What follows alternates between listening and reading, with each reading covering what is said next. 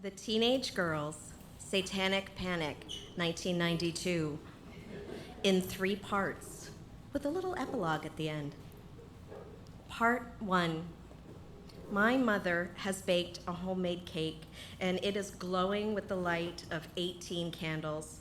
I'm surrounded by my family and my friends. My eyes are closed, and my wishes are flickering brightly like the tiny little flames. But I can't share my wishes out loud. They're too private and they're too wild for my small suburban town. Make a wish! I close my eyes tighter so my dreams can fly. Make a wish! That's when I hear the voice of my best friend Jane. She grounds me with a side eye and 2 words: be practical. Jane is a good girl. In her worldview, nothing you possess, even a wish, is to be wasted. Jane is fit, she is studious, she is disciplined, and her long chestnut hair is usually pulled back in a clip behind big curled bangs. She wears simple slacks and peach or mint green pastel sweaters. She listens to pop music and 1950s classics. She doesn't drink or smoke or have sex. I'm the bad girl. I'm outspoken, I'm emotional, I'm persistently lovesick. I wear short skirts and black clothes. I bypass the hairbrush for hand scrunching my hair like with big fistfuls of mega hold gel like Bad Sandy at the end of Grease after her makeover. I drink Molson Canadian, I smoke Du Maurier Light King size, and I have sex with my boyfriend in the front seat of his K car. I can't even wait to get in the back. Sometimes I do all 3 of those things simultaneously. If we were characters in a horror movie, Jane is the final girl, and I am definitely getting murdered while topless. Our group is rounded out with 2 other best friends. Sherry, she's a dark-haired, dark-eyed, bouncy goofball, but she's thoughtful and insightful in a Janine Garofalo kind of way.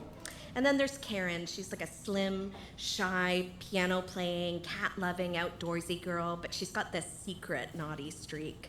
So basically the way it goes is I drive headfirst into trouble, and then Jane hits the brakes, and Sherry navigates all the shenanigans within reason, and then Karen's in the back whispering, go faster. At 18, all I want to do is drive. I'm in mad, passionate love with the freedom that it presents, and my mother lends me the car because she never seems to want me to take the bus. She doesn't say anything to me outright about the risks and dangers of the world. I think she knows that if she said something to me that I'd just roll my eyes at her so hard that I'd do a cartwheel. I think our being attacked or something, it seems about as likely to happen to us as a man with a hook for a hand climbing through my bathroom mirror. But for a long time now on the news, girls like as young as 15 have been followed home by a man from bus stops near Scarborough. And then like a little further away in St. Catharines, this 14-year-old Leslie Mahaffey's body was found encased in concrete. Must have been somebody from the States. That's what we surmise. Or Satanists. Yeah, it was probably Satanists, like those police officers and the daycare workers over in Martinsville, Saskatchewan. Definitely Americans or Satanists, because it definitely could not be us, Canadians. Child murders, satanic cults, that's just not Canadian. Tonight, although we don't know it at the time, my friends and I are driving headfirst into dangerous territory, Scarborough, down this winding, unlit, single-lane coming and going rural back road surrounded by forests and farmers' fields. The minute I turn off the highway, I pick up speed like the devil's on my tail. Faster and faster I go on the straightaways, not slowing down much to account for the curves and the darkness. Faster and faster, feeling like the huntress Diana and her moon chariot just blazing across the sky, windows open, curls flying. The car is a 1990 black Pontiac Grand Prix. It's known for its high-tech computerized console that's like something out of Star Trek TNG. And on this warm spring night, we have the moonroof open and the windows down, and we are all chair dancing and singing to George Michael's Freedom 90.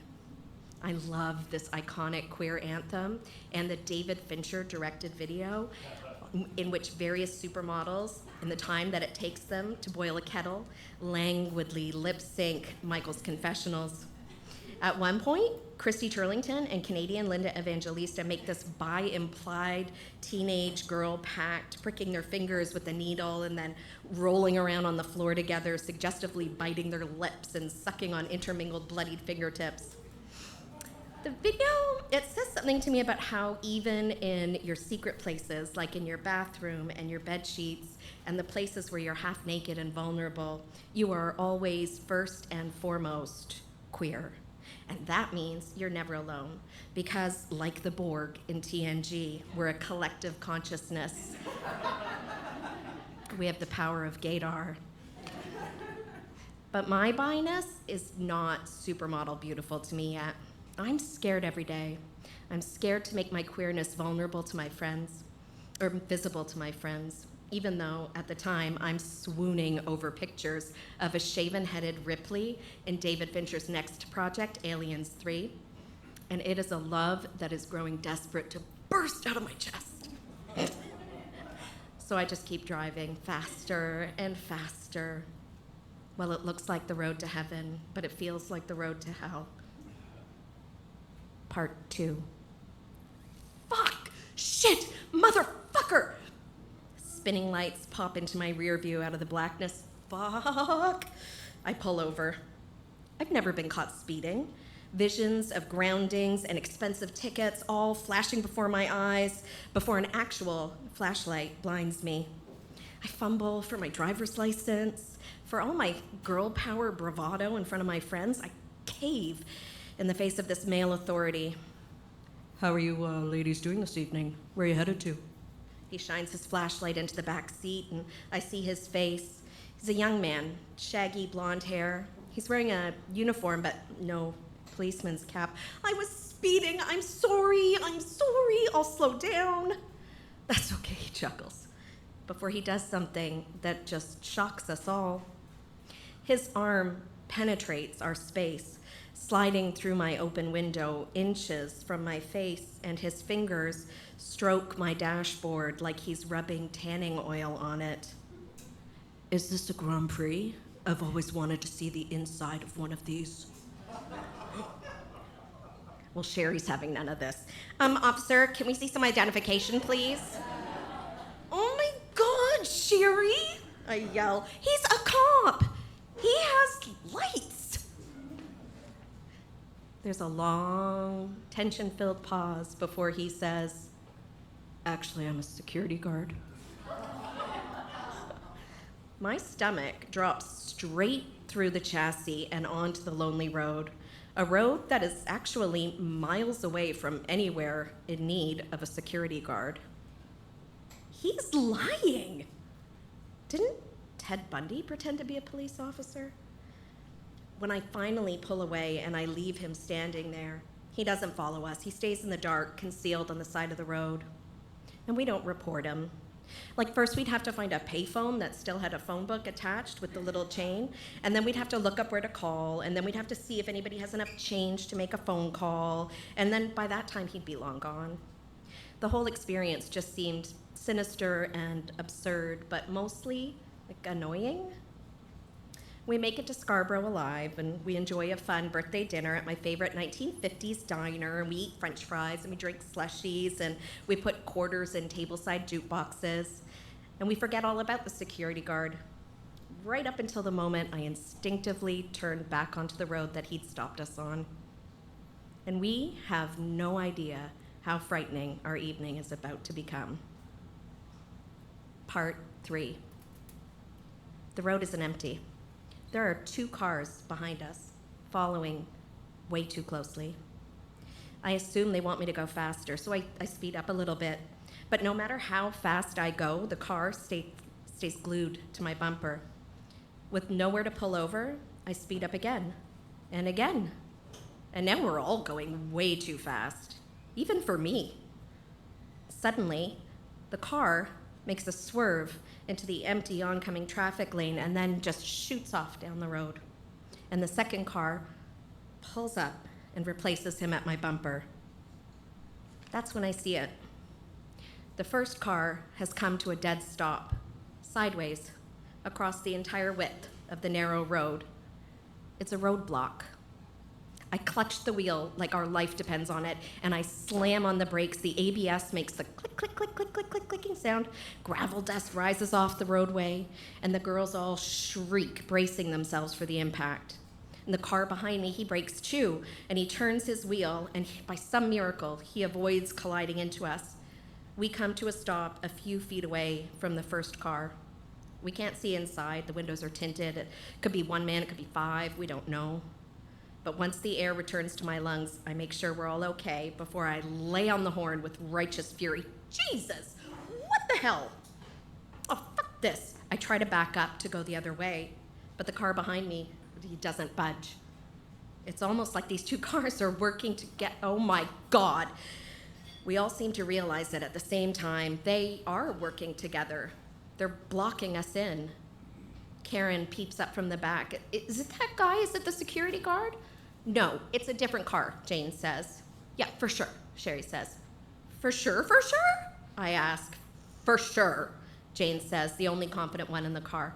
Look, they're gonna move in a second, just stay calm. But as the seconds turn into minutes, we scramble for answers. Maybe it's my boyfriend. No, it's probably just car trouble. Look, it's a prank, it's a prank. It's probably just a prank. It's guys we know, it's a prank. But none of these suggestions seem to make sense to us, and we all fall silent in the dark, moody blue light of the car dashboard, waiting for them to make a move. Finally, Sherry states what we've all been thinking, but we're a little afraid to say out loud. It's probably Satanists. It's not Satanists, Jane says, but Sherry won't be dissuaded. Look, I heard that they do ritualistic sacrifices out in these fields. Karen agrees. It's true. They steal cats for sacrifices. It's not always babies. It's not Satanists, Jane says. You don't know that, Jane. It could be. I shriek. Everyone calm down. After another excruciatingly long 5 minutes passes, the headlamps on the car in front of us snap on. And the car makes an awkward 5-point turn, like a pentagram, and starts moving ahead, slowly, slowly. Freedom, freedom, freedom. We fill in the empty places of understanding with sympathy for the devil worshippers. Maybe he lost control and hit his head. Oh my God, you're right, we should have checked on him. But our peace only lasts for a few hundred feet. This time, we actually see it happen. As we approach the next bend, the car in front deliberately swerves to the left and blocks us in again. And the car behind follows suit. Again, my nails dig into the leather-wrapped wheel. Again, I slam on the brakes. Again, I hold my breath. Again, we scream together. But this time, when I come to a stop, there's no outrage. There's no blowing the car horn. Instead, I hear somebody crying. It was me. It's no joke. I turn to level-headed Jane, who has already been scanning the area. She looks to the woods on the left and then to the farmer's cornfield on the right, and she nods. I read her thoughts, and I unleash. Pedal to the floor, the car lurches off the road and into the field, parting the corn like Moses on a beach holiday. I zoom around the Satanists, and I fishtail back up onto the gravel, and then I drive as fast as I can get this car to go until I hit the highway, and I know that we are minutes to home. This moment is the zenith of my friendship with Jane. Her level-headedness and my risk-taking abilities behind the wheel have combined to save us from what was most likely going to be an awful death on a makeshift pentagram on the ground in a cornfield. The next morning, I catch hell in the church parking lot when my mom comments on the muddy state of the Grand Prix, but I don't tell her about the Satanists and the security guard and the certain death that we faced. In fact, whatever happened on that dark roadway stayed on that dark roadway until now. Little epilogue. Thinking back on our satanic panic, you could say that we were hysterical teenage girls. But since the Salem witch trials, The term emotional hysteria has been a marionette thread between reasonable teenage female emotion and the people who utilize it for control. The week after our satanic panic, a girl was walking alone through a church parking lot in St. Catharines when she vanished. An inverted fairy tale. Her penny loafer was the only thing left behind to show that she had been there.